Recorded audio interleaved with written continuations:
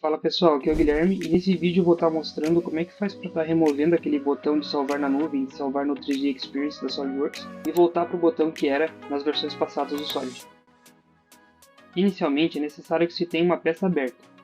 Levamos o mouse até a parte superior da tela, clicamos com o mouse direito e depois clicamos em personalizar. Na janela que abrir, podemos selecionar a aba comandos.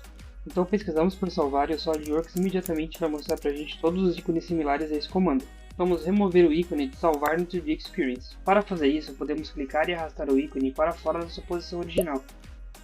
Se esse conteúdo está te ajudando, não se esqueça de se inscrever no canal, deixar uma curtida e comentar aqui embaixo de onde você está assistindo. Para adicionar o botão de salvar normal, clique sobre o ícone e arraste até a posição onde você deseja que ele fique. Pronto!